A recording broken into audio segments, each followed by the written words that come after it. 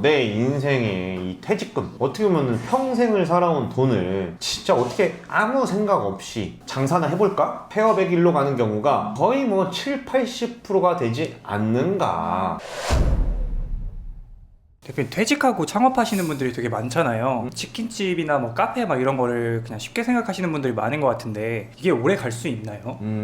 자, 그러면 오늘은 이제 그 얘기를 한번 해볼게요. 이 퇴직하신 분들이 창업하면 왜 이렇게 망하는가. 이거는 사실 이제 이 통계라기보다도 약간 이 현장에 지금 제가 오랜 기간 동안 보는 사람으로서 약간 법칙 같은 거예요. 전반적인 흐름은 항상 이렇게 흘러가는 것 같습니다. 자, 첫 번째로 사장님이 이제 퇴직금으로 이 정도 내가 한 1억 정도 생겼으니까 이걸로 이제 자영업을 하면서 자유롭게 내 장사를 한번 해봐야겠다라는 이제 호기로운 생각을 하면서 이제 시작하게 되죠. 대부분이 이제 제일 접근성이 좋은 음식점이에요. 음식점. 그래도 뭐 밥 장사는 망하지 않는다는데, 그리고 우리나라 치킨 공화국인데 커피집 뭐 어려울 게 있나 하면서 이제 그런 제일 접근성이 좋은 아이템을 이제 시작하게 되는데, 그런 아이템들이 사실은 제일 먼저 망하는 업종 중에 하나다. 두 번째, 이제 이 회사 생활을 하다 보니까 자영업신 이 전쟁터에는 사실 나와본 적이 없는 분들이거든요. 심지어는 알바도 안 해봤어. 그런 분들이 이제 이 현장에 오게 되는데, 자영업이라는 거는 사실 내가 직접 발로 뛰어야만, 한마디로 어느 정도 인건비 따먹기 게임을 해야만이 돈을 벌 수 있는 구조인데, 직원 쓰면 되지 않겠냐, 알바 쓰면 되지 않겠냐 라는 이제 뇌피셜이 돌아가기 시작합니다. 한마디로 전혀 그냥 생초짜가 오토 매장을 해야겠다라는 꿈을 꾸기 시작합니다. 이때부터 이미 구조가 이제 박살나기 시작한 거예요. 그리고 이제 뭐 음식점을 선택했든 뭘 했으면 그 음식점의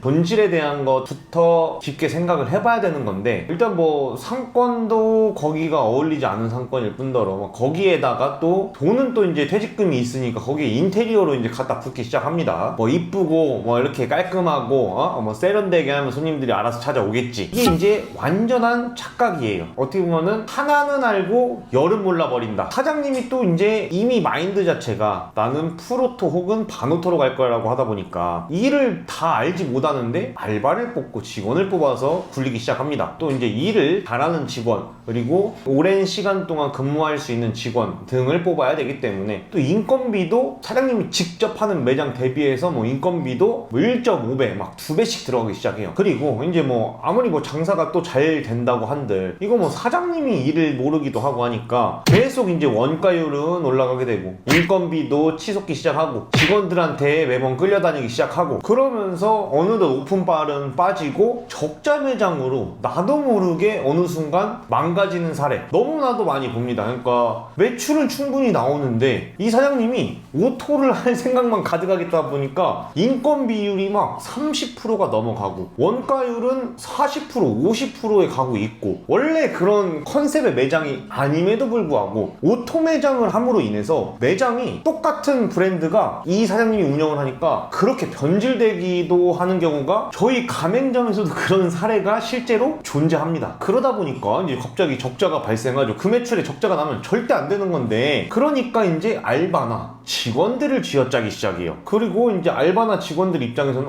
사장 쥐가 뭘 알아. 왜냐면 한마디로 현장에서 같이 현장밥을 안 먹은 사람이기 때문에 쟤가 뭘 안다고 저러는 거죠. 매출이 빠졌음에도 불구하고 직원들은 뭔가를 당연히 능동적으로 타이트하게 운영할 생각이 없어요. 그리고 이제 계속 갈구고 서로의 마찰이 생기니까 직원이 나가게 되고 또 새로운 알바를 뽑아야 되는데, 이 알바들은 또 이제 업무가 또 미숙해요. 아예 또 처음부터 다시 가르쳐야 돼. 그러니까 업장이 매출이 줄어들었음에도 불구하고 인건 비율은 잡을 수가 없고 계속해서 미숙한 업장으로 굴러가기 시작하는 거죠. 그러면 이제 이 사장님은 또 직원 탓, 알바 탓, 그냥 뭐 모든 거를 이제 탓하기 시작합니다. 본사 탓, 뭐 다 나옵니다. 무슨 탓들이. 어떻게 보면 이제 핑계거리들을 찾아서 자기 합리화를 하는 시간이 이제 시작됩니다. 그러면 그때는 이제 현장에 들어와야 되는데 아직도 그 마인드가 정립되지 않은 상태로 매장은 운영되기 시작합니다. 그래서 이제 그 뒤늦게 사장님이 정신을 반짝 차리고 부랴부랴 사장님이 이제 업장에 와서 직접 일도 하고 뭐도 개선해가면서 하긴 하는데, 그때는 이미 기존 손님들이 다 떠나갔고 직원들의 불친절함, 매장의 미숙한 운영, 맛의 퀄리티 여러 가지가 이미 반영된 매장으로 손님들한테는 인식이 됐기 때문에 다시 그 떠난 손님들을 잡아 오려면 최소 6개월에서 1년의 시간이 필요합니다. 한마디로 한마디로 이미지가 한번 깨졌기 때문에 이거를 회복한다는 게 쉬운 일이 아니에요. 본인이 들어가 보니까 인건비 이렇게 들어갈 필요도 없고 매출은 점점 줄어 들어가고, 그러니까 알바들을 또 이제 하나 둘씩 자르고 직원들도 자르고 그냥 내가 해야겠다 라고 이제 뒤늦게, 너무나도 늦게 소 잃고 이제 외양간 고치듯이. 하지만 이제 손님들은 떠나간 상태고, 그리고 그거를 이제 들어온 사장이 과연 그 퀄리티의 수준을 올릴 수 있느냐, 본인이 또 이제 직접 하다 보니까 여러 가지 합리화들을 시키면서 나태해지고 게을러지기 시작합니다. 그러고 여러 가지 탓을 하다가 폐업의 길로 가는 경우가 거의 뭐 7~80%가 되지 않는가. 그렇기 때문에 제가 메타인지라는 게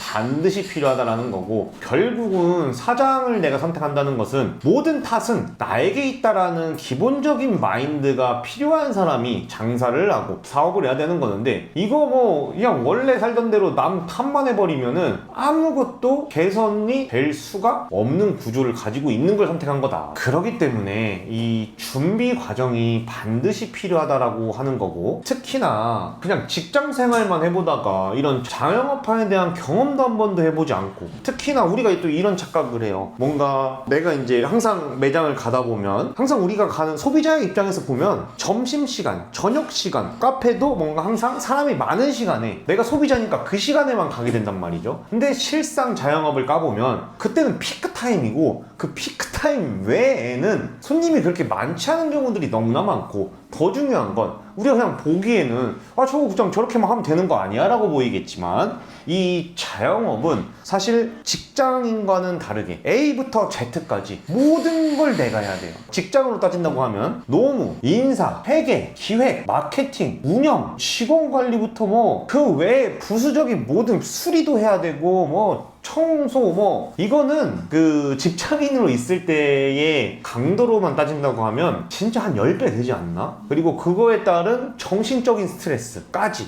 더하면 진짜 실제로 한 강도가 거의 뭐 한 10배 정도에 이르는 거다. 더 중요한 건 이 자영업이라는 건 또 트렌드에 민감해요. 한마디로 이 트렌드에 대한 공부까지도 내가 계속 해나가면서, 지금 제가 앞전에 말씀드린 것들을 전부 다 하면서 그거를 치면서 따라가야 살아남을 수 있는, 어떻게 보면 여기는 실제 전쟁터기 때문에 누가 뭐 이렇게 안 알려줍니다. 그냥 뭐 총알이 없어? 너 그럼 죽어. 그냥 죽는 거예요. 너 뭐 이거 훈련 안 돼 있어? 죽어. 죽는 거예요. 그냥 바다에 빠졌어? 죽어. 마케팅 공부 안 돼? 죽어. 내 인생의 이 퇴직금, 어떻게 보면 평생을 살아온 돈을 진짜 어떻게 아무 생각 없이 장사나 해볼까? 라는 마인드로 시작하게 되면 진짜 이 창살 없는 감옥, 악의 구렁텅이로 빠져서 헤어나올 수 없는 환경이 될 거니까, 반드시 장사 전에는 내가 뭐 잘 모르겠으면 직접 가서 매장에서 근무도 한번 해보시고, 그리고 전문가를 찾아가서 뭔가 내가 부족한 부분들을 객관화를 해보는 과정이 필요한다든지, 이런 것들을 반드시 해보셨으면 좋겠습니다. 우리가 그냥 사회를 살다 보면 하다못해 그냥 공무원 시험 본다고 해도 막 1, 2년, 3년을 그렇게 개고생을 하면서 공부를 하는데, 그거는 심지어 뭐 내 뭐 전 재산을 걸고 하는 인생의 베팅도 아니에요. 근데 내 인생에 거는 베팅을 하는데 어떻게 이렇게 대충 설렁 아무 생각도 없이 하나 하면은 참 안타까운 때가 많아서 오늘 영상을 한번 찍어봤습니다. 그러면 퇴직한 시니어층이 뭐 장사를 준비할 때 제일 좋은 방법이 있을까요? 저는 이렇게 생각을 해요. 뭐 이런 얘기를 들으면 또 누군가는 뭐 컨설팅을 뭐 하려고 한다 뭐 이런 생각도 있겠지만, 뭐 저 아니더라도 이 업계에서 적어도 한 10년 정도는 그래도 굴러먹은, 그리고 그 굴러먹으면서 본업도 탄탄하게 잘 해나가면서 누군가를 가르쳐주고 컨설팅을 해주고 방향성을 잡아줄 수 있는, 어떻게 보면 그 업계의 어느 정도 멘토의 역할을 할 수 있는 사람을 한 명 찾아서 그 초기 비용에 대해서 아깝다고 생각하지 마시고, 그거는 돈을 어느 정도 지불하더라도 컨설팅을 받아보시거나 방향성을 받아보시거나, 혹은 내가 하고자 하는 브랜드가 있다고 하면 그 브랜드에 대해서 디벨롭을 하는 과정을 함께 전문가를 통해서 한다거나, 이런 식으로 저는 잡아 나가셨으면 좋겠습니다. 왜냐면 제가 또 지금 컨설팅을 하고도 있지만, 참 보면은 이 컨설팅 오시는 분들이 이분은 도대체 컨설팅을 왜 오는가 라는 생각이 들 정도로 잘하시는 분들이 꼭 컨설팅을 신청을 해요. 아이러니한 거죠. 오히려 진짜 컨설팅이 필요한 분들은 배움에 대한 지출하는 거에 대해 돈을 엄청 좀 아끼려고 하는 것 같고, 오히려 잘하시는 분들이 보면은 그런 배움에 있어서는 돈을 안 아끼는 경향이 있는 것 같다라는 생각이 실제로 듭니다. 제가 컨설팅을 해보면 실제로 한 9할 정도는 이미 뭐 마케팅도 이미 어느 정도 할 줄 아셔. 이미 본인 매장도 매출이 뭐 1억도 나오고 5천, 6천씩 나오고 이미 그 뭐 신림이든 어디든 해서 이미 뭐 순위권에 다 매장이 들어가 있는 매장이고, 이런 분들이 꼭 컨설팅을 하러 오시고, 그리고 또 컨설팅 얘기가 나와서 두 번째인데, 장사나 사업을 한다고 하면 어쨌든 자기의 의견 이런 것들이 굉장히 강한 분들일 건데, 컨설팅을 하고도 컨설팅 비를 못 뽑아가는 경우들이 있는데, 본인 고집과 아집이 너무 강한 거예요. 어느 정도 전문가한테 의뢰를 하고 맡길 거면 그냥 아예 맡겨버려야 되는데, 또 자기 의견, 자기 생각이 너무나 투철하다 보니까, 그러면 그 전문가도 뭐 얘기를 했다가 그럼 그렇게 하세요 라고 되고, 그러면 또 한 달 지난 다음에 다시 그때 대표님이 하신 게 맞았던 것 같습니다. 이미 인테리어는 진행됐어, 이미 뭐 디자인은 진행됐어, 그때마다 얘기는 해드려. 근데 결국은 자기 고집대로 또 해. 그러니까 그게 무한반복되니까 이게 남의 말을 어느 정도 받아들일 준비를 하고, 나를 좀 어느 정도는 비우고, 자기 의견을 얘기하는 건 좋겠지만 그 사람의 말을 먼저 듣고 그거를 하는 게 본인의 인생에는 도움이 훨씬 많이 될 것 같다. 왜냐면 저조차도 제 전문 분야가 아닌 분야에는 당연히 전문가를 찾아가서 의뢰를 하는데, 저는 그냥 전문가한테 아예 맡겨버리거든요. 요렇게 전문가를 써먹는 거지, 뭐 내 의견으로 막 이렇게 이 전문가를 설득시키려고 하고 있으니까 컨설팅 비를 못 뽑아가는 아주 전형적인 사례이지 않나 라는 생각을 합니다. 시니어층 분들 같은 경우는 퇴직금 한 1억, 2억씩 써가면서 창업을 하게 될 건데, 그 몇백만 원이 아까워가지고 그 1, 2억이 사실은 보전이 될 수도 있는 거고, 그 1, 2억으로 어떻게 보면 창업에 성공할 수 있는 확률을 늘려주는 비용을 왜 아끼시는 건지, 저는 사실 조금 그게 지금 와서 생각을 해보면, 저는 장사하고 창업할 때 그렇게 물어볼 사람이 없어가지고 몇 천만 원, 몇 억씩 수업료를 내고 극복을 했던 사람이지만, 지금 같은 경우는 이런 유튜브라든지 뭘 통해서 너무나도 많은 사람들이 있기 때문에 그 비용 몇백만 원 아끼려다가 호미로 막을 거 가래로도 못 막는다는 말이 있습니다. 그런 것들을 한번 참고하셔서 제발 전문가한테 어느 정도 의뢰를 하고 같이 발전해 나가는 게 훨씬 더 훌륭한 선택이지 않느냐. 자, 그래서 마지막으로 구독자분들 중에 제가 뭐 알게 모르게 이렇게 컨설팅을 해드리고 하는 경우들이 있습니다. 제 사연을 굉장히 중요시 하는데, 사연을 보내주시고 사연이 너무 제 가슴을 울리거나 이런 진짜 진정성이 있거나 이 사장님의 마인드가 되어 있다라고 느끼는 분들은 제가 무료로도 컨설팅을 해드리고 있으니까 메일 주소로 사연 한 번씩 넣어주시면 제가 해드리도록 하겠습니다. 지금도 한 분은 저한테 무료로 컨설팅을 받고 있어요. 저 아니더라도 훌륭한 분들 많으니까 반드시 찾아가서 방향성을 찾으면서 가는 게 더 훌륭한 선택이 되지 않을까라는 생각에서 오늘 영상을 찍었습니다. 구독과 좋아요, 댓글 달아주시면 감사하겠습니다. 감사합니다.